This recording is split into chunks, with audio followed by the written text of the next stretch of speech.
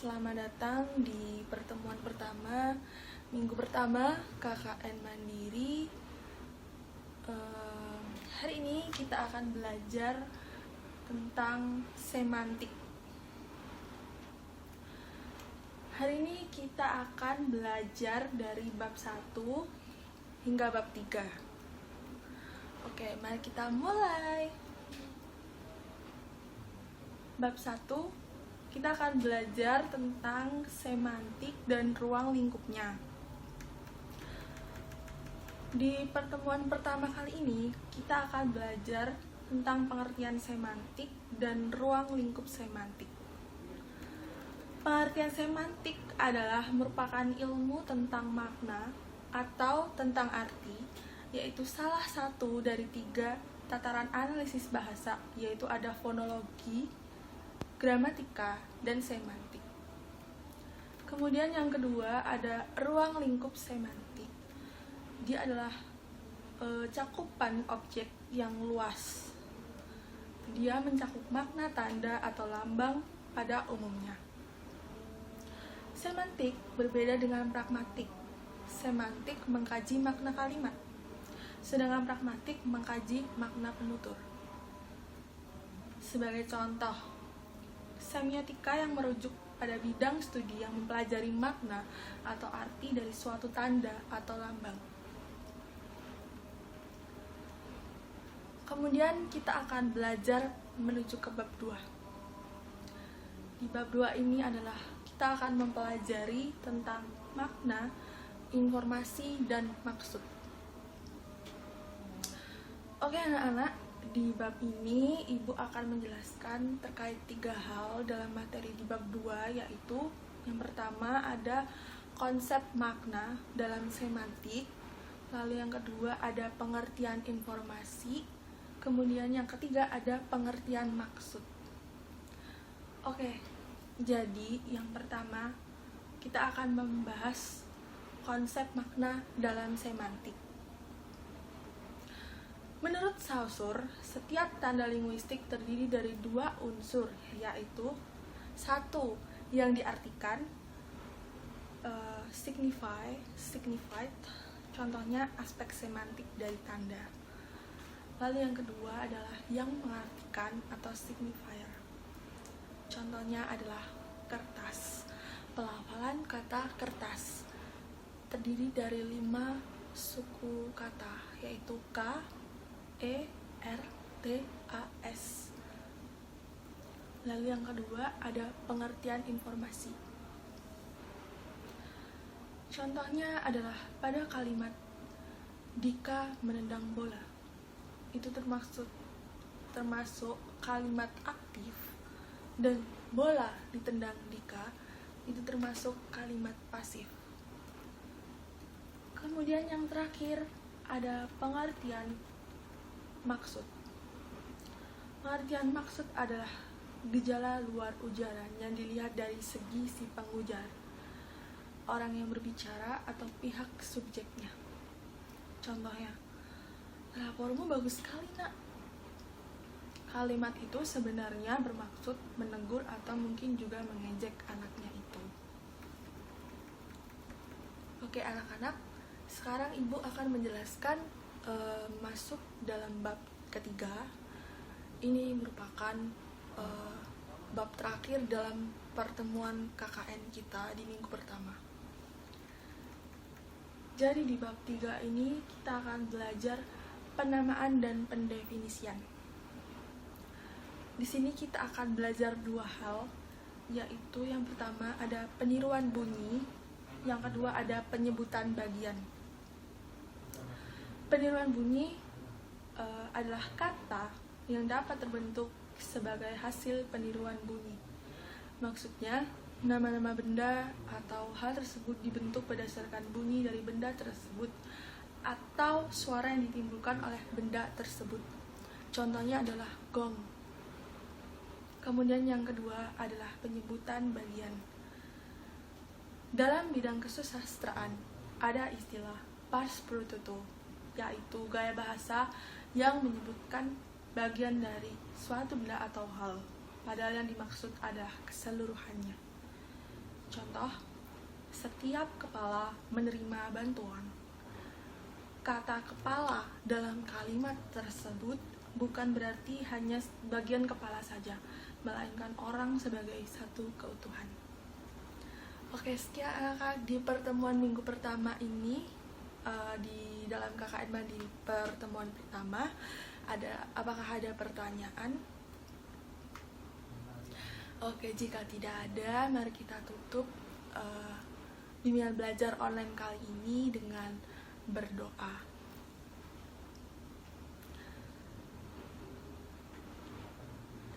Ibu akan berdoa sesuai keyakinan kita masing-masing. Oke, Ibu mulai, mari kita berdoa. Oke, berdoa selesai. Terima kasih ya anak-anak.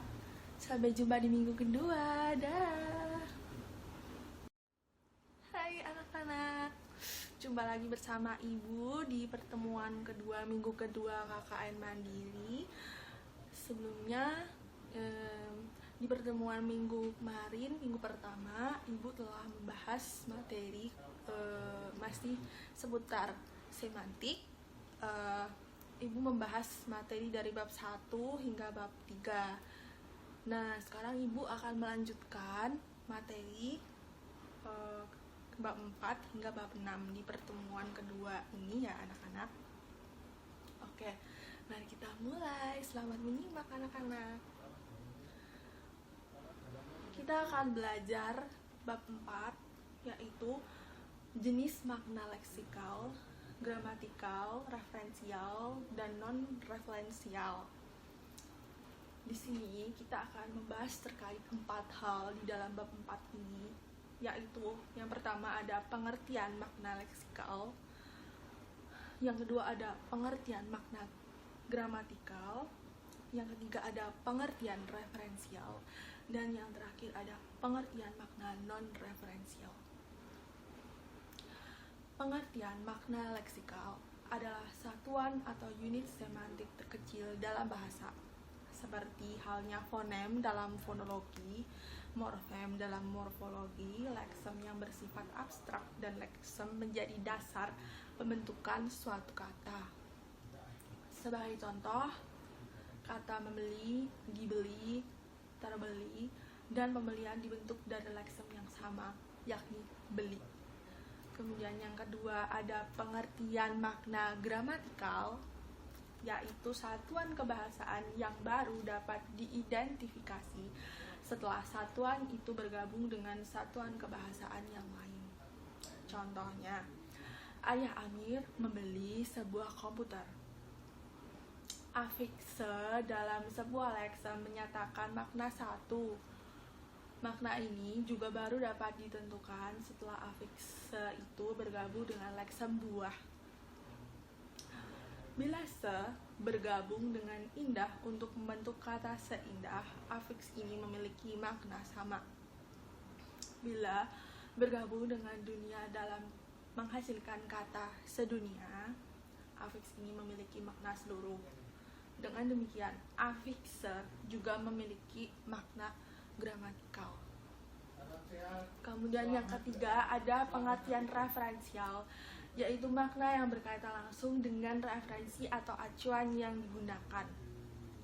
Kemudian yang terakhir adalah pengertian makna non-referensial, merupakan sebuah kata yang tidak mempunyai referen atau acuan. Oke anak-anak, sekarang kita lanjut ke bab 5. Di bab 5 ini kita akan belajar tentang jenis makna denotatif, konotatif, literal, dan figuratif.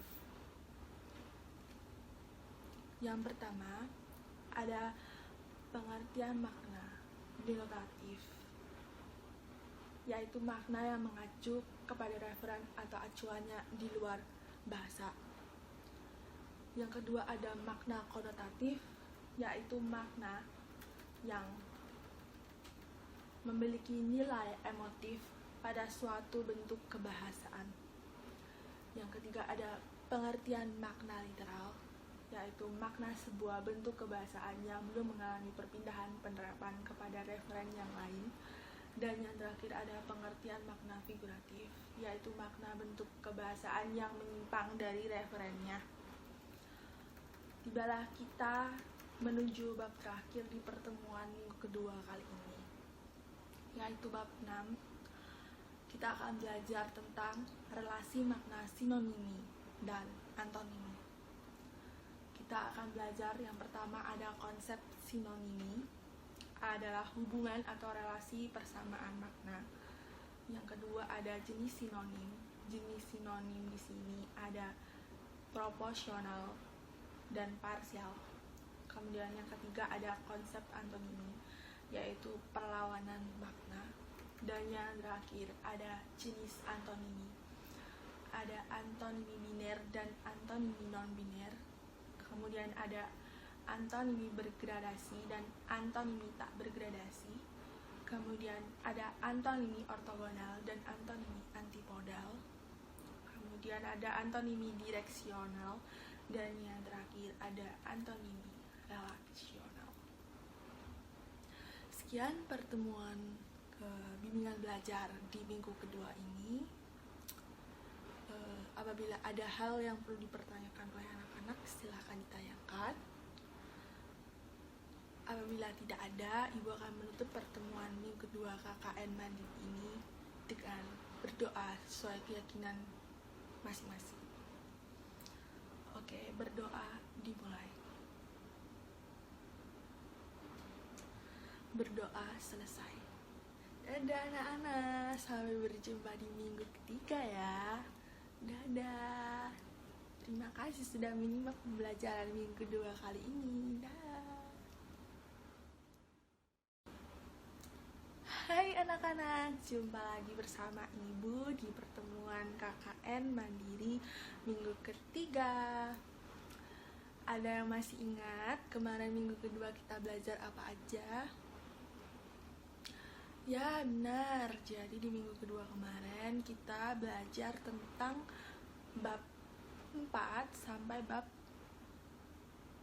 7. Sekarang kita akan belajar di pertemuan ketiga ini kita akan belajar dari bab 8 hingga bab 10. Selamat menyimak anak-anak. Jadi yang pertama kita akan belajar di pertemuan ketiga ini sekaligus pertemuan terakhir kegiatan bimbingan belajar online kita. Kita akan belajar bab 8 yaitu relasi makna polisemi dan homonimi. Di bab 8 ini kita akan belajar tentang yang pertama ada konsep polisemi, adalah pemakaian bentuk bahasa seperti kata, frase, dan sebagainya dengan makna yang berbeda-beda. Kemudian yang kedua ada faktor penyebab polisemi, itu ada pergeseran pemakaian, spesialisasi dalam lingkungan sosial, adanya bahasa figuratif, penafsiran kembali kata-kata yang berhomonim, pengaruh bahasa asing. Kemudian yang ketiga di bab 8 ini kita akan belajar tentang konsep homonimi yang merupakan nama-nama untuk beda atau hal lain. Homonimi adalah dua kata atau lebih yang secara kebetulan memiliki pola bunyi yang sama. Contohnya adalah kata dasar beruang memiliki 3 kemungkinan makna, yakni yang pertama ada sejenis binatang bentuk berkaki 4 dan pemakan daging. Yang kedua memiliki uang, terdiri dari 2 sukata yaitu ber ditambah dengan uang, jadi beruang.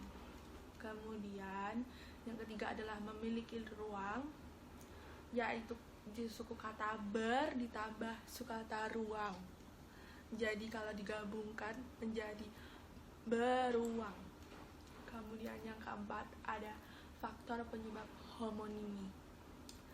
Faktor penyebabnya itu yang pertama adanya proses afiksasi.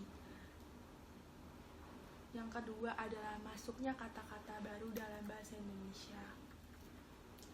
Yang ketiga adanya proses penyingkatan atau pengakroniman. Dan yang terakhir adanya berbagai gejala bahasa. Oke anak-anak, sekarang kita masuk ke bab 9. Di bab 9 ini kita akan belajar tentang relasi makna hiponimi, meronimi. Kita akan belajar dua hal di bab 9 ini.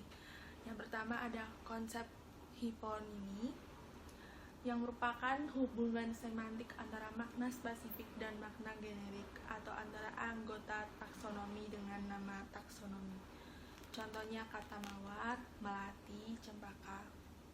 Kemudian yang kedua ada konsep meronimi. Meronimi merupakan hubungan inklusi unsur leksikal yang menggambarkan bagian-bagian keseluruhan.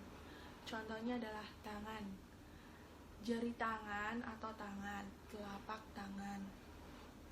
Oke anak-anak, tibalah kita memasuki materi terakhir di pertemuan minggu ketiga KKN Mandiri ini bersama saya.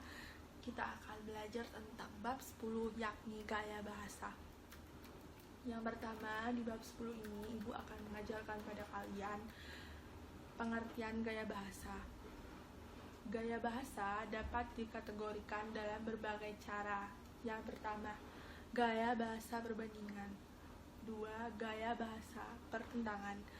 3. Gaya bahasa pertautan. Lalu yang kedua, kita akan belajar jenis gaya bahasa.